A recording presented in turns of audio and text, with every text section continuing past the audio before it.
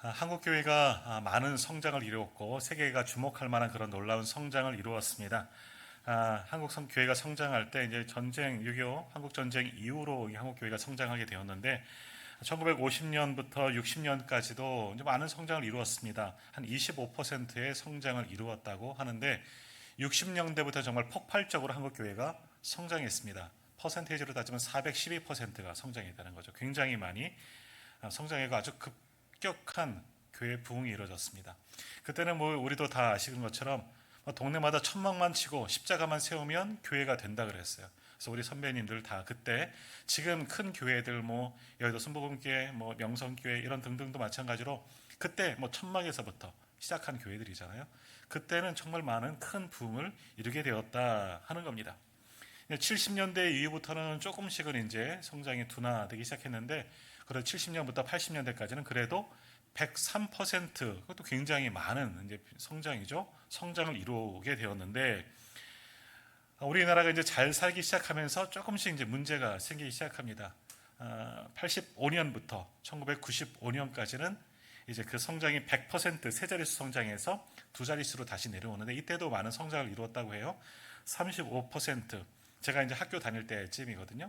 그때도 저희 교회 학교 뭐 청소년부 다녔지만 그때도 저희 아이들이 굉장히 많았습니다. 교회는 크지 않았지만 그래도 수련회 가는데 뭐 교회 성도들은 뭐 한 200명 정도 되는데 아이들이 한 70명 정도 그렇게 수련회 갔던 그런 기억이 있습니다. 아이들이 굉장히 많았었습니다. 근데 이제 1995년을 기점으로 교회가 이제 마이너스 성장에 들어가게 되었습니다. 1995년부터 2005년까지는 마이너스 1.6%. 그때 막 총회에서도 300만 운동하고 막 그랬거든요. 근데 이제 총회는 점점 줄어가고 300만 명을 돌파했다고 우리 예장 통합직이요. 지금은 이제 한 250만 가량 좀 많이 줄어든 그 상황이 됩니다. 근데 이때 마이너스 성장을 이루었을 때 얼마가 이제 그 퍼센테이지는 그렇지만 숫자적으로 성도가 얼마나 줄어들었냐? 14만 4천 명이 줄었다는 거예요. 전국에 있는 우리 예장 대한예수교 장로회 통합측 성도들이 14만 4천 명. 14만 4천 명 어디서 들어본 것 같지 않습니까? 신천지. 다 신천지 같냐? 신천지를 생각하지만 그런 거예요. 이 14만 4천여 명이 뭐냐? 마지막 때 구원받은 사람이라는 거예요. 그래서 괜히 그때 14만 4천 명이 이제 줄어들었다고 하니까 야, 그때 다 휴거됐나 보다. 뭐 그랬던 사람들도 있는 거죠. 뭐 웃을 일이지만 굉장히 많은 사람들이 죽었습니다. 그 이후로 2000년 넘어서 그냥 이제 마이너스까지는 되지 않더라도 거의 평균적으로 왔다 갔다 이렇게 증가폭을 보이면서 지금까지도 그렇습니다. 지금도 열심히 뭐 교회마다 뭐 전도하고 성장하자 외치고 있지만 사실 요즘 한국 교회가 성장하기란 그렇게 쉽지는 않다라는 겁니다. 많이 전도해도 이제는 뭐 두 자릿수, 세 자릿수는 예전 일이고요. 지금은 그렇기가 굉장히 어렵고 정말 요즘은 코로나 이후로는 더더욱 어려워지고 버티는 게 사는 거다. 막 이런 말까지 생길 정도로 교회가 참 많이 어려워지는 세대가 되었다 하는 겁니다. 그래서 이제 교회 성장학자들, 기독교 윤리 실천위원회 이런 곳이 있습니다. 교회 성장을 연구하고 교회가 나아갈 길을 연구하는 그런 곳에서 그럼 왜 한국 교회가 이렇게 점점 쇠퇴하게 되었을까? 한때는 기하급수적으로 성장을 이루었다가 세계가 괄목할 만한 성장을 이루었다가 지금 오히려 잘 살게 되면 우리 예전에 그러잖아요. 잘 살면 좀 잘 되면 여유 있을 때 교회 나올게요. 우리 아이들도 대학 가고 잘 되면 교회 나오게 할게요. 그랬잖아요. 지금 그때가 왔어요. 잘 삽니다. 근데 오히려 교회는 어려워지게 되었다는 거죠. 그래서 기운실 등에서 왜 이렇게 한국 교회 성장이 둔화되었을까, 어려워지게 되었을까 조사를 했더니 문제가 뭐냐? 신뢰도, 한국 교회가 세상 사람들에게 신뢰를 받지 못하고 있다 하는 그런 평가를 이제 하게 되었다는 거죠. 그래서 사람들에게 묻습니다. 한국 교회를 얼마나 신뢰하느냐? 아주 신뢰한다. 5.2%, 조금 신뢰한다. 13.9%. 그러니까 신뢰하고 있다. 그러니까 한 19.1% 정도 된다는 겁니다. 그게 뭐예요? 쉽게 말하면 5명 중 1명 정도만 교회를 인정한다는 거죠. 5명 중 우리나라 사람들 5명 중 한 사람 정도만 교회는 그래도 괜찮은 곳이야 신뢰할 정도가 된다는 겁니다. 이거는 뭐 산술적으로는 수치이겠지만 자 그러면 왜 한국 교회가 신뢰를 받지 못하느냐? 그러면 한국 교회가 다시 신뢰받으려면 어떻게 해느냐? 이건 사람들에게 묻는 겁니다. 성도들에게 묻는 것이 아니라 사람들에게, 일반적인 사람들에게 구분 없이 묻는 겁니다. 그러더니 60% 정도 비율이 뭘로 나왔냐? 한국 교회가 다시금 신뢰를 회복할 수 있는 비결은 뭐냐? 봉사와 구제 활동이다라고 이야기를 했다는 겁니다. 많은 사람들이, 자, 그러면 한번 생각해 봅시다. 한국 교회가 정말 신뢰도 때문에 사람들이 교회를 떠났다 그래요? 그러면 신뢰도를 회복하려면 할 수 있는 게 뭐냐? 구제하는 것, 봉사하는 것이다. 그러면 정말 이 연구한 대로, 조사한 대로 이 수치 때문에 교회가 퇴보하게 되었느냐? 그럼 봉사를 많이 하고 구제 활동을 많이 하면 다시 교회가 부흥하게 될까 하는 이야기죠. 세상 사람들은 잘 모르지만 한국 교회가 굉장히 많은 봉사와 구제 활동을 하고 있습니다. 사실은 요즘에 얼마나 많이 우리가 나라의 정부에서 많은 지원을 합니까? 복지 혜택이 굉장히, 우리나라가 사실 굉장히 좋아졌어요. 물 받으셨어요? 네, 받으셨잖아요. 어려우니까 물도 줘요. 뭐 비가 와서 오늘 참 감사한, 더 많이 왔으면 좋겠지만 어려우면 물도 줘요. 어려우면 뭐죠? 민생 쿠폰인가요? 사용하셨어요? 다 쓰신 분들 많을 거고, 조금 있으면 또 나와요 하시는 분도 있어요.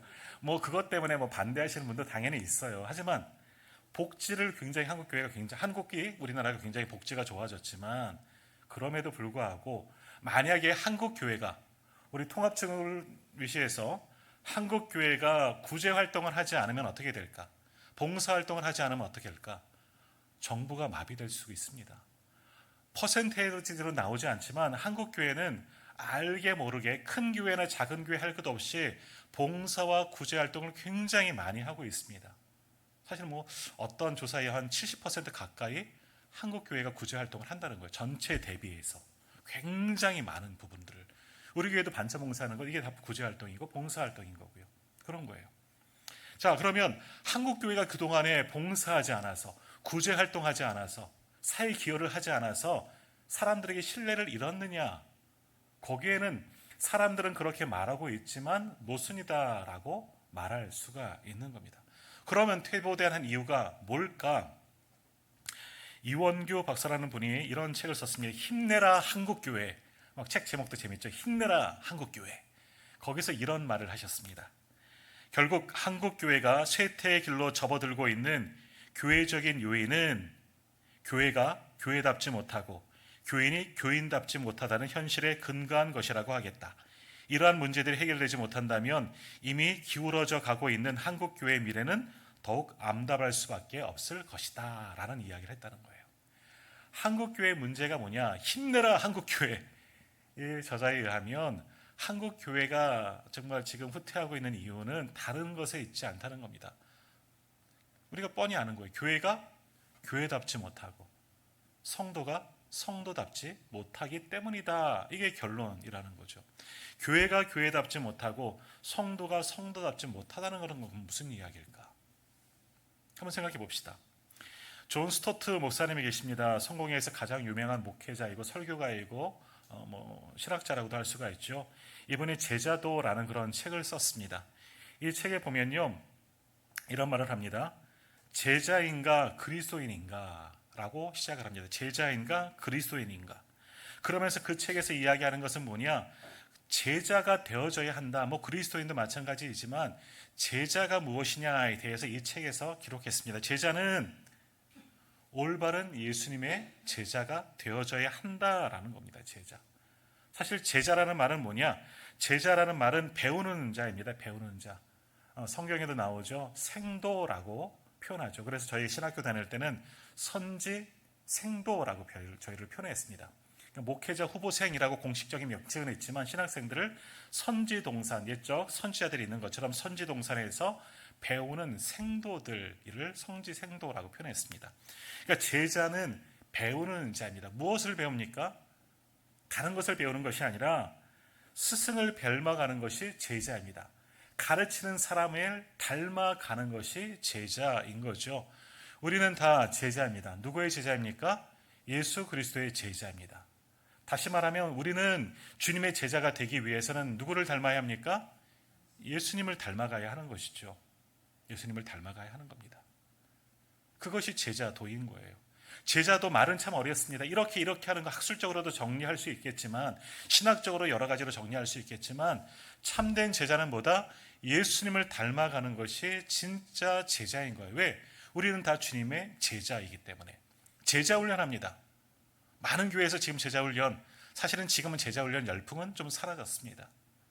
서울의 사랑의 교회를 중심으로 제자 훈련을 했고, 우리 교회도 제자 훈련을 했다고 하셨어요.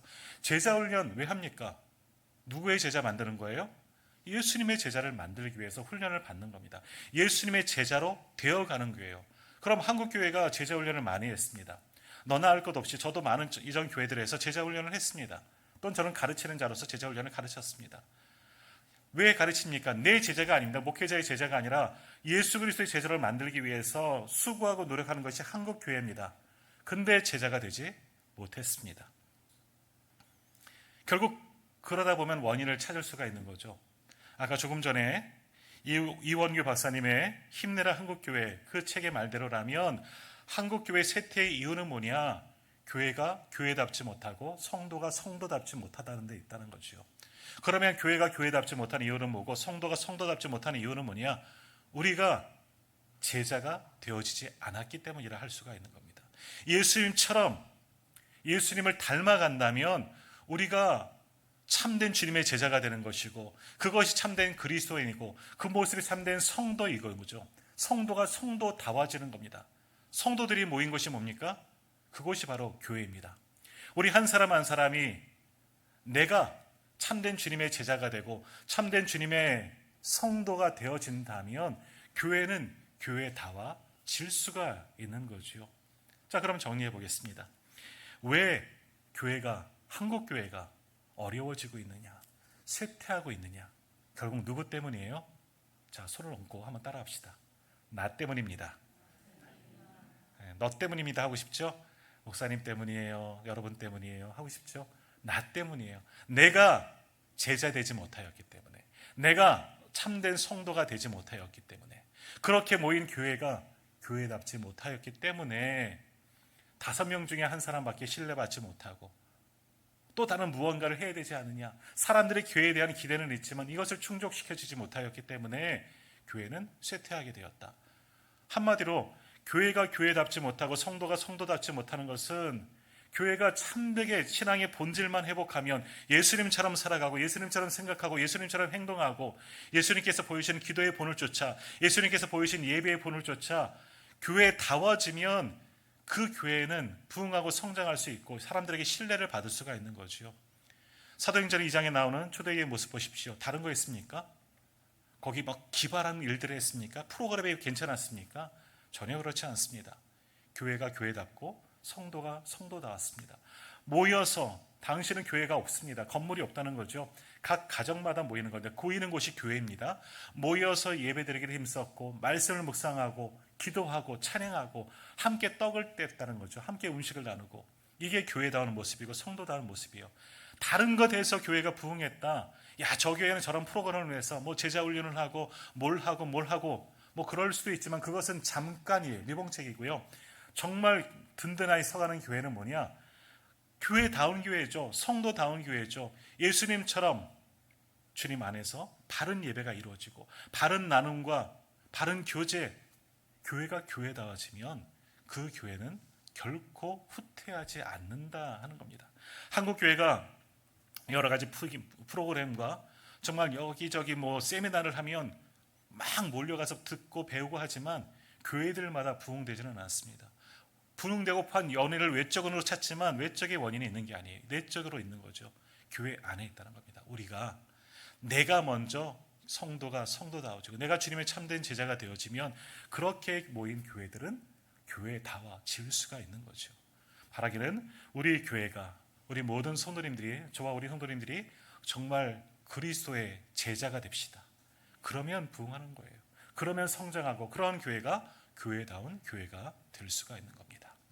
자, 그래서 오늘 우리 주님이 오늘 본문을 통해서 제자가 무엇이냐, 제자들에게, 예수님의 12 제자들에게 또 우리에게 지금 말씀하고 계십니다. 자, 그런데 이 말씀을 하실 때 주님은 어떤 이야기를 하셨느냐? 오늘 본문은 마태복음 16장과 연관지어서 우리가 생각하면 참 좋을 것 같아요. 주님이 오늘 말씀을 하셔요. 제자도에 대해서 말씀하시는데 어떤 이야기를 먼저 하셨느냐? 사실은 이 말씀이 나온 배경 좀 보시면 베드로의 신앙 고백 이후라고 생각하시면 좋을 것 같아요. 베드로의 신앙 고백이 뭡니까? 주는 그리스도 살아계신 하나님의 아들입니다. 사람들은 뭐 엘리야다, 선지자다, 뭐 누구다라고 이야기하지만 베드로는 고백합니다. 주는 그리스도이십니다. 우리의 구원자시죠. 나의 구원자이십니다. 하나님의 아들이십니다. 이 고백 이후에 주님은 이제 제자에 대해서, 주님이 앞으로 가실 길에 대해서 이야기하십니다. 뭐라고 말씀하시느냐? 이제 내가 많은 고난을 받고 사흘 만에 죽임을 당하고 사흘 만에 부활할 것이다. 그제서야 십자가의 비밀과 부활에 대한 그 신비를 이야기하시는 거예요. 왜? 그전까지는 제자들이 말을 해도 깨닫지 못할 것이기 때문에 이제 이야기하는 겁니다. 그들의 제자들의 믿음을 보시고 이제는 이야기하는 거예요. 앞으로 내가 십자가를 짚고 지게 될 것이다. 많은 고난을 받고 십자가에서 죽을 것이다. 그러나 살아날 것이다. 십자가의 비밀, 너희를 위해서 모든 백성을 살리게 계신 하나님의 계획 때문에 내가 왔고 내가 그 일을 이루려고 십자가의 길을 간다 라고 이제서 말씀하시는 거예요. 자, 그런데 어떤 일들이 있습니까? 조금 전에 예수님께 말씀하였던, 신앙 고백하였던 주는 그리스도십니다. 살아계신 하나님의 아들입니다. 잘하였다 바요나 시몬아, 내가 복이 있도다. 너를 그것을 알게 하시는 하나님이시다. 성령님이시다. 내가 천국 열쇠를 내게 맡기겠다. 온갖 칭찬을 받았던 베드로, 이 주님의 말씀, 죽을 거야, 십자가의 길을 갈 거야. 그러니 뭐라고 말합니까? 주여 그리하지 마옵소서. 베드로만 얘기했습니까? 모든 제자들이 같은 마음인 거예요. 주여 그렇게 하시면 아니 되옵니다. 왜 그럴까요? 이들은 십자가랑은 상관은 없습니다. 주님이 가야 할 길은 왕의 길이죠. 앞으로 예루살렘에 가신다 하시니 예수님 살으시면 왕으로 입성하셔서 모든 권세를 차지하실 분이시거든요. 그러면 그 밑에 12제자는 우리도 한몫 차지하거든요. 그 생각으로 머릿속에 가득 찬 겁니다. 주님의 십자가의 길, 그것이 구원의 길인데 그것은 상관없이 내가 받을 영광, 주님 때문에 내가 받을 영광만에만 관심이 있는 거지요. 그러니 베드로를 비롯한 제자들이 말하는 겁니다. 주님, 아니 됩니다. 그게 무슨 말입니까? 죽으시다니요. 그래서는 결코 되지 않습니다. 그러자 주님이 베드로에게 뭐라고 말씀하십니까? 조금 전 칭찬하던 그 온화한 미소는 다 사라지시고 사탄아 내 뒤로 물러가라. 베드로에게 사탄이라 그랬어요. 사탄. 베드로가 굉장히 깜짝 놀랐겠죠. 그러니까 사람들은, 제자들은 베드로의 마음을 그랬을까? 자기들에게 한 소리예요. 모두가 다 마음이 찔렸을 거예요. 자신의 속마음을 들켰거든요.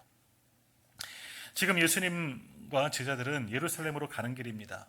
예루살렘에 올라가시는 길은 주님의 말씀하신 대로 죽으러 가시는 거예요. 십자가의 죽음. 그리고 함께 가는 제자들은 제자로서 함께 가는 겁니다. 그 제자들에게 말씀하시는 거죠. 주님의 길을 함께 가기를 주님은 원하셨지만, 같은 길은 가고 있지만 동상이몽이죠. 다른 생각을 가지고 가는 겁니다.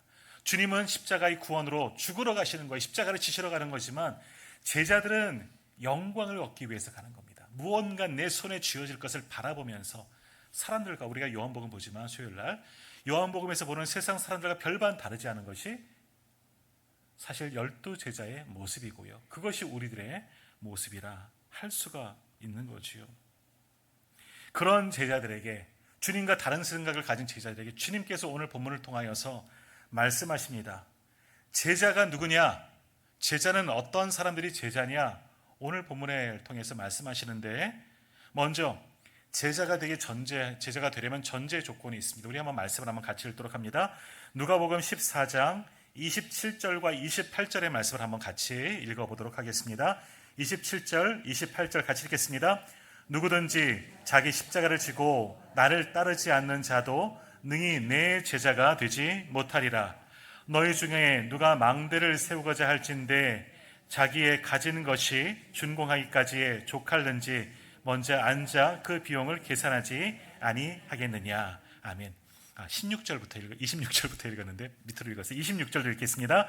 무릇 내게 오는 자가 자기 부모와 처자와 형제와 자매와 더욱이 자기 목숨까지 미워하지 아니하면 능히 내 제자가 되지 못하고.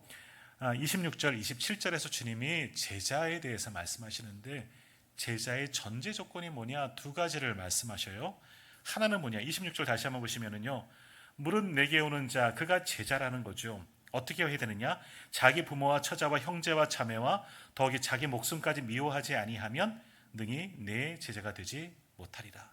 자기를 부정한다는 말이에요. 내가 얻을 것, 지금 내가 속하여 있는 것, 내가 얻을 유익들, 내 가족들도 마찬가지인 거예요. 다 포기하지 아니하고 주님을 따르지 않으면 제자가 되지 못한다. 두 번째는 그러고서 어떻게 해야 된다 그래요? 27절에 자기 십자가를 지고 나를 따르지 않는 자도 제자가 될 수 없다. 두 가지를 당부하십니다. 우리 마태복음에서 자기를 부인한다라고 이야기하지만 오늘 누가복음에서는 자기 처자와 형제와 자기네와 더욱이 자기 목숨까지 미워하지 아니하면, 우리 가족들을 미워하지 않으면 제자가 되지 못한다. 그러면 제자가 되려면 어떻게 해야 돼요? 가족을 미워해야 되나요? 그러면 안 되죠. 사랑해야 돼요. 여기서 말하는 미워하다라는 말은 뭐냐? 정말 미워하는 말은 미워하라. 이 웬수야. 너 때문에 내가 예수를 못 믿어. 이게 아니라는, 이게 아니에요.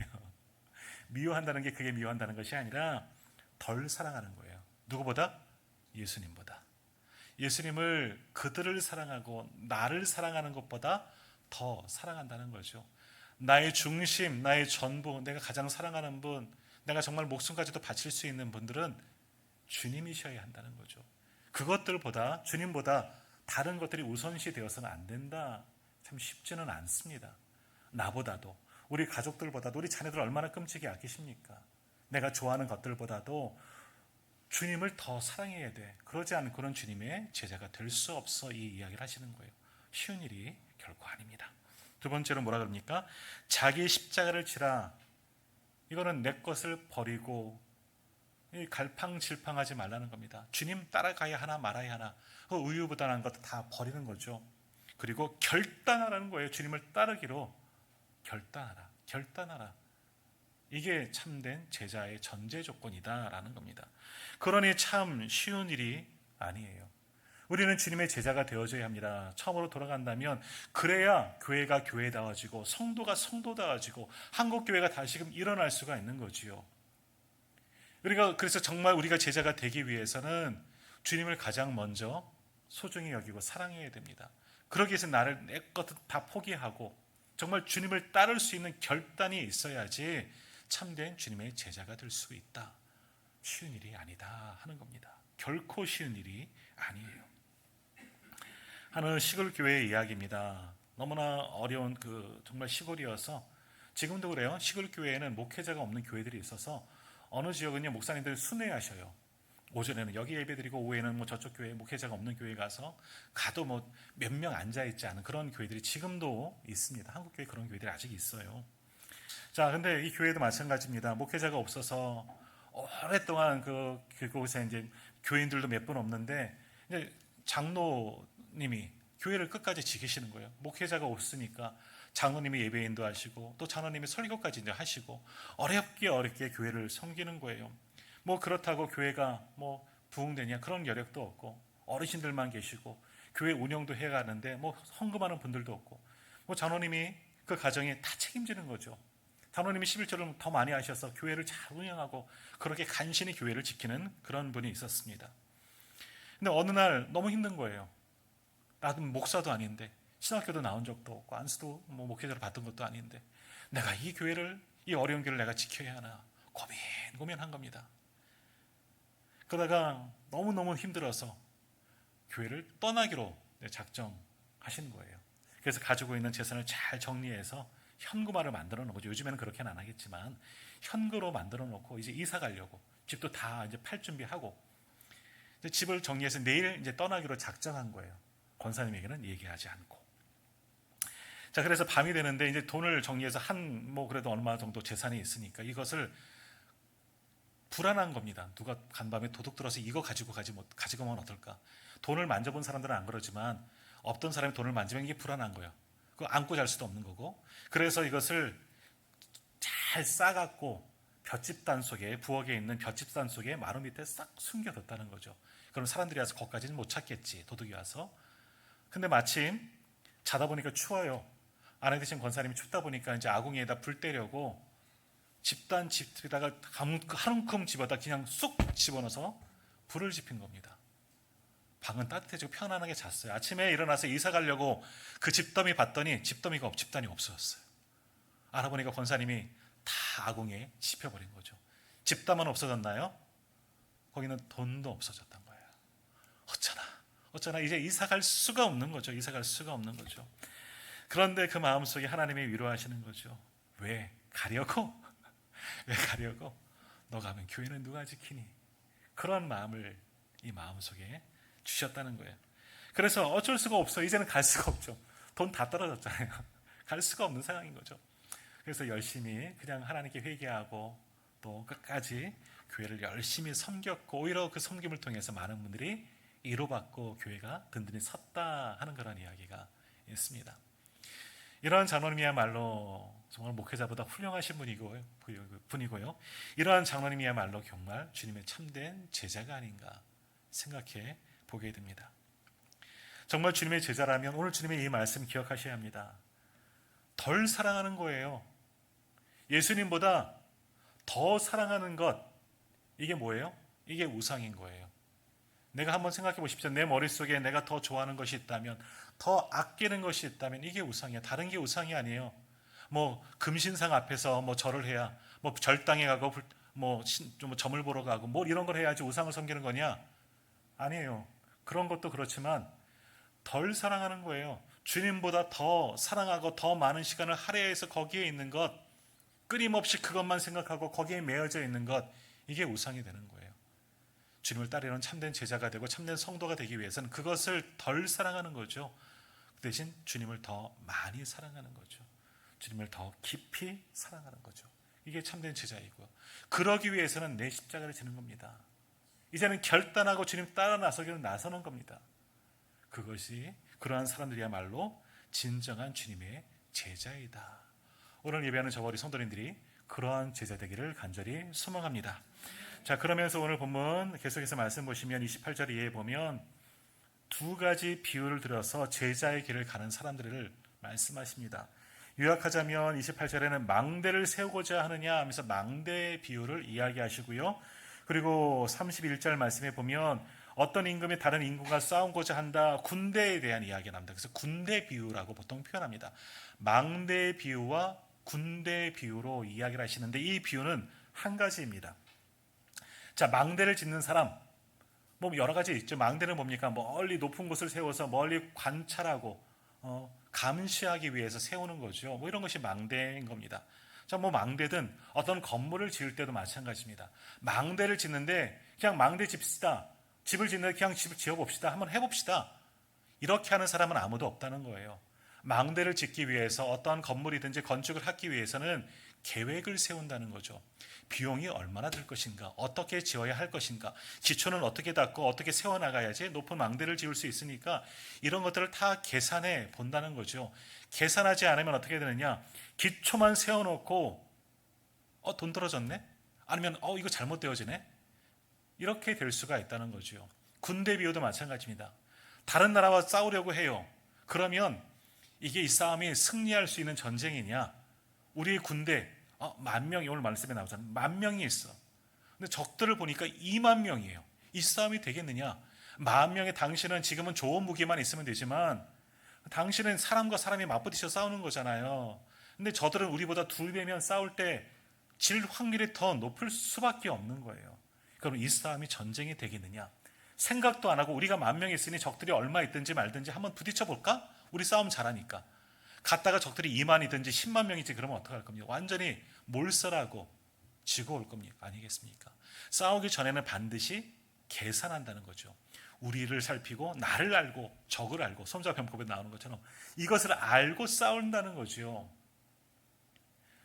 건축하는 사람도 전쟁을 앞둔 군대도 마찬가지입니다. 다 계산을 하고 손해볼 짓은 하지 않는다. 아니면 또 하나는 뭐예요? 그러기 위해서는 아낌없이 다 투자하는 겁니다. 망대를 짓기 위해서 내가 이 정도라면 이것을 다 투자하고, 전쟁이 일어나면 내가 싸워야 되잖아요. 그러면 할 수 있는 만큼 다 투자하라. 이 얘기를 주님은 하고 계시는 겁니다. 계산하고 그 대신 할 수 있도록 헌신하는 거죠. 계획을 세워서 다 내어놓는 거예요. 그래야 망대를 세우고 전쟁에서 승리할 수가 있는 거죠. 제자도 그렇다는 겁니다. 제자 쉬운 게 결코 아니라는 거죠. 가족을 덜 사랑하는 것, 주님만 바라보고 내 십자가를 지고 따른다는 건 결코 쉬운 일이 아니야. 그러니까 한번 해보자. 결단하면서 내가 버려야 할 것은 버리고 포기해야 할 것은 버리고 한번 잘 계산해서 주님을 따라가야 한다. 막연히 이것이 좋아서 따르면 너희 같은 꼴이 되는 거야. 지금 뭘 보고 쫓아왔느냐? 예루살렘에 가서 명성 얻고 영광 얻으려고 쫓아오느냐? 그것만 봐서는 제자가 될 수가 없다는 거죠. 제자로 가야 할 길이 무엇인지 잘 파악하라는 거죠. 십자가를 지지 않고는 결코 주님을 따를 수 없고 다른 것을 더 좋아하면 주님의 길을 갈 수가 없다는 거죠. 그러니 다 끊고 계산하고 잘 생각해서 주님의 길을 온전히 따르는 자, 그것이 진정한 제자가 되어져야 한다. 오늘 우리에게 말씀하십니다. 자, 오늘 한번 깊이 생각해 봅시다. 자, 우리도 부흥하고 싶고 큰 교회 되면 참 좋을 것 같아요. 그 이전에 우리가 먼저 생각해야 할 것은 아까도 말씀을 나눈 것처럼 교회가 교회다워지는 거죠. 교회가 교회다워지기 위해서는 우리 성도들 한 사람 한 사람이 성도가 성도다워져야 됩니다. 내가 올바른 그리스도인이 되어져야 하고 내가 먼저 주님을 따르는 주님의 제자, 참된 그리스도인 제자가 되어져야 합니다.